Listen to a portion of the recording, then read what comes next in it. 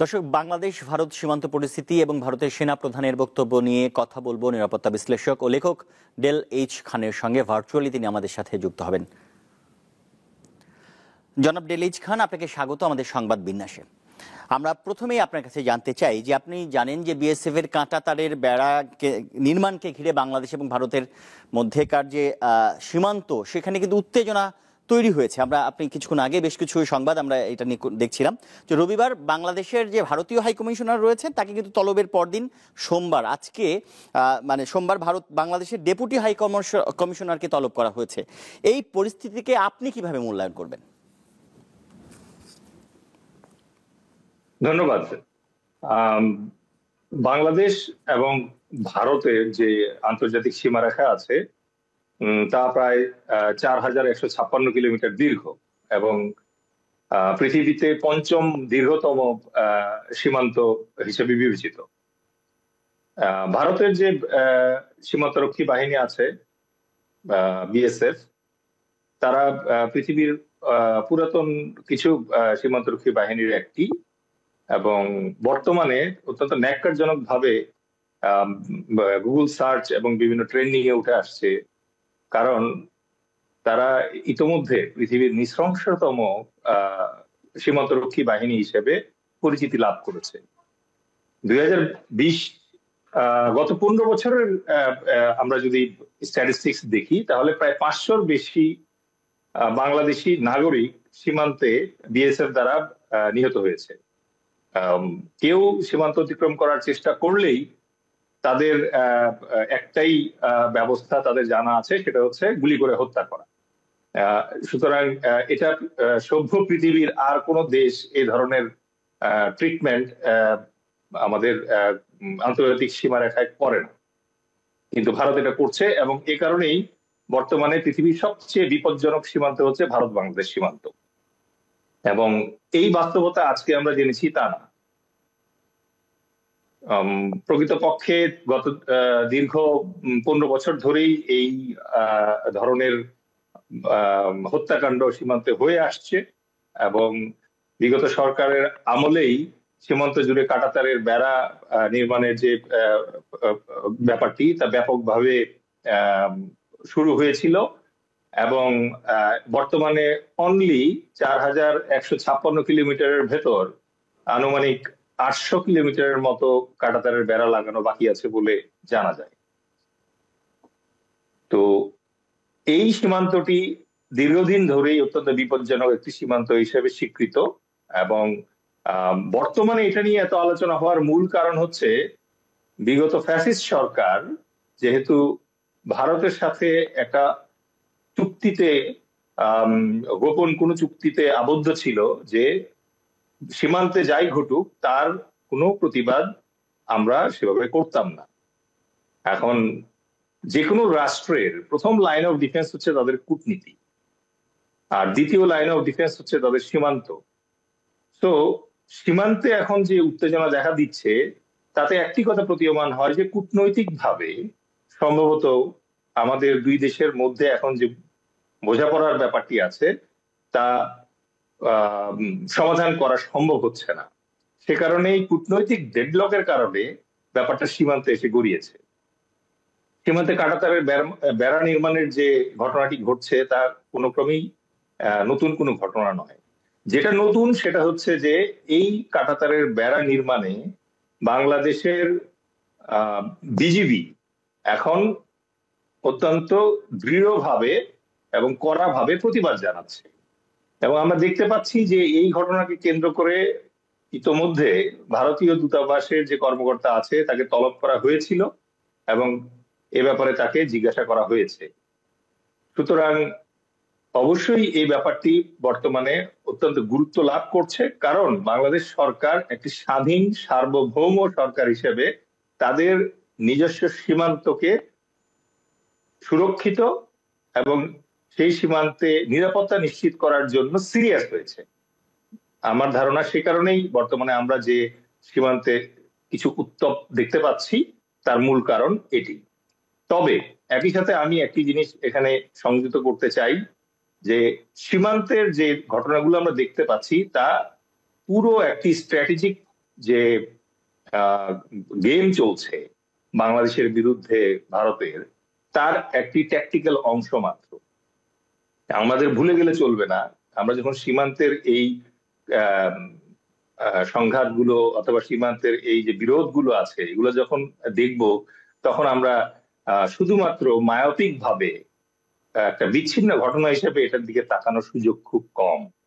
প্রথমে আমাদের মনে রাখতে হবে যে বাংলাদেশের ফ্যাসিস্ট সরকারের যে প্রধান ছিল তিনি আশ্রয় নিয়েছেন ভারতে, এবং ভারতে ফরমালি আমাদের নোট ভার্বালের মাধ্যমে তাকে ফেরত চাওয়া হয়েছে, এবং ভারত সরকার এ ব্যাপারে এখনো কোনো সদুত্তর দেয়নি। ভারত সরকার কেন শেখ হাসিনাকে এখনো তাদের কাছে রাখছে, তার নিরাপত্তা দিচ্ছে, তার পাসপোর্ট বাজেয়াপ্ত হয়ে যাওয়ার পরেও তার ভিসা বর্ধন করছে, এবং শুধুমাত্র শেখ হাসিনাই নয়, বাংলাদেশের বিগত সরকারের অনেক কুখ্যাত সন্ত্রাসী এবং রাজনৈতিক কর্মী তারা বর্তমানে ভারতে আশ্রয় নিয়েছে। শেখ হাসিনার পাশাপাশি ভারত সরকার কিন্তু তাদেরও আশ্রয় প্রশ্রয় দিচ্ছে। আমাদের দুই দেশের ভিতরে কিন্তু সন্ত্রাসী বিনিময়ের চুক্তি আছে, যা 2013 সালে স্বাক্ষরিত হয়েছিল। সেই চুক্তির প্রতি ভারত কোনো সম্মান প্রদর্শন করছে না। দ্বিতীয়ত, বিগত 5 মাস ধরে ভারতের কিছু স্পেসিফিক মিডিয়া যেভাবে আমাদের বাংলাদেশের বিরুদ্ধে বিষোদ্গার করছে এবং মাইনরিটি কার্ড প্লে করে আমাদের এই অন্তর্বর্তীকালীন সরকারকে বিভিন্নভাবে অপদস্থ করার চেষ্টা করছে, এবং ইন্টারন্যাশনাল বা যে ওপিনিয়ন আছে সেখানে এটা জানানোর চেষ্টা করছে দুটো জিনিস। নাম্বার 1, বাংলাদেশে হিন্দু মাইনরিটিসদের উপরে নির্যাতন হচ্ছে, এটা তারা প্রমাণ করার চেষ্টা করেছিল। দ্বিতীয়ত, যেটা প্রমাণ করার চেষ্টা করেছিল যে ডক্টর ইউনূসের আন্ডারে যে ইন্টারিম গভর্নমেন্ট আছে সেই গভর্নমেন্টটা সম্ভবত মৌলবাদী গভর্নমেন্ট। এবং আপনারা অলরেডি জানেন যে পুরা বিশ্ব অলরেডি জানে যে পৃথিবীর সবচেয়ে বেশি ডিসইনফরমেশন এবং মিস ইনফরমেশন প্রডিউস হয় ইন ইন্ডিয়া।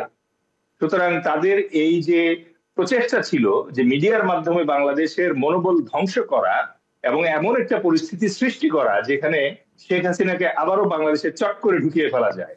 তো এই দুটো ঘটনাকে মাথায় রাখার পর আমরা আমাদের বুঝতে আসলে খুব একটা কষ্ট হওয়ার কথা না যে সীমান্তের এই উত্তেজনা আসলে তাদের সেই তৃতীয় প্রচেষ্টা।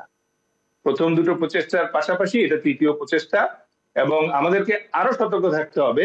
শুধু সীমান্তই নয়, পার্বত্য চট্টগ্রাম এবং রোহিঙ্গাদের মাধ্যমেও কিন্তু ভারত আমাদের জন্য সমস্যা সৃষ্টি করতে পারে।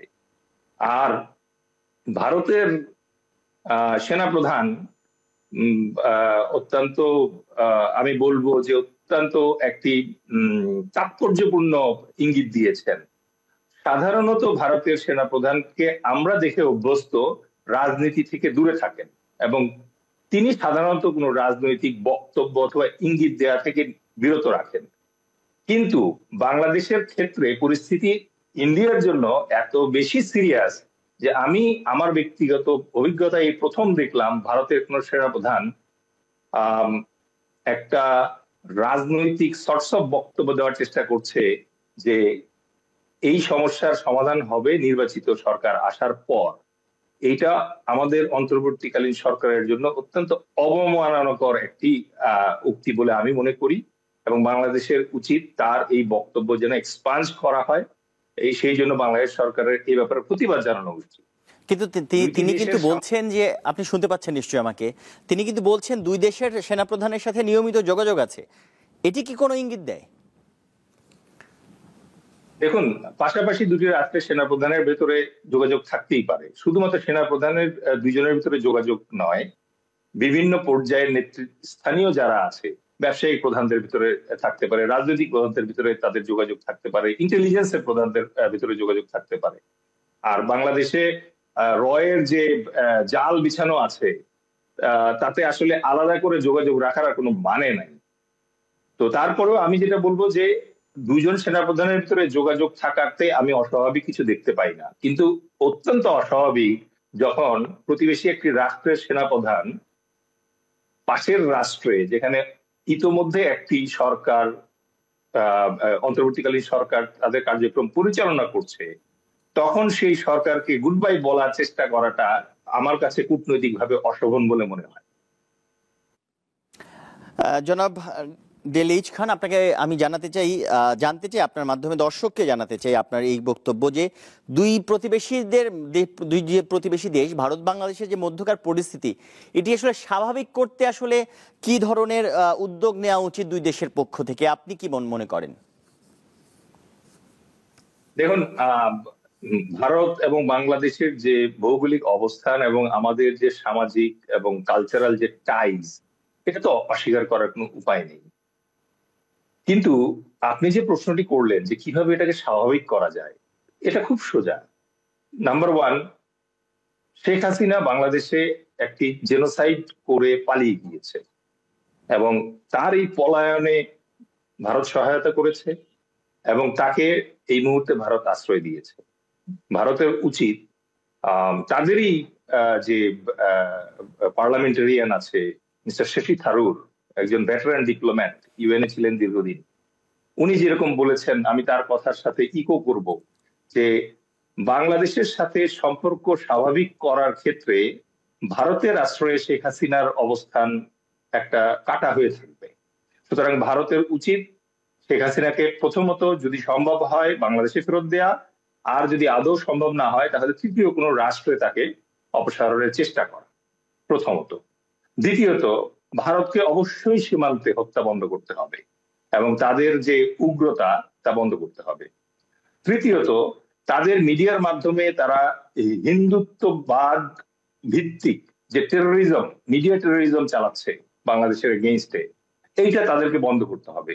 আপনি লক্ষ্য করলে দেখবেন যে ভারতের মেইন স্ট্রিম মিডিয়া যারা, যেখানে শিক্ষিত ভারতীয়রা অবস্থান করে, কথাবার্তা বলে, তাদের ভাষা এবং তাদের আক্রমণ বাংলাদেশের বিরুদ্ধে কিন্তু পশ্চিমবঙ্গের মিডিয়ার মতো এতটা জঘন্য নয়। সুতরাং ভারত সরকারকে এই ব্যাপারে দায়িত্ব নিতে হবে।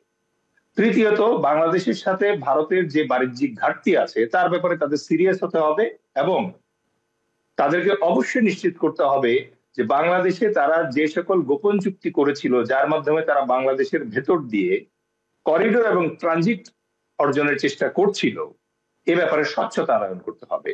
ভারতের সাথে 8-10টা রাষ্ট্রের মতো আমরা আমাদের সম্পর্ক রাখতে অত্যন্ত আগ্রহী, কিন্তু ভারতকে তাদের থিঙ্কিং সাইকেল থেকে এই জিনিসটা ক্লিনজিং করতে হবে যে Bangladesh is not their colony.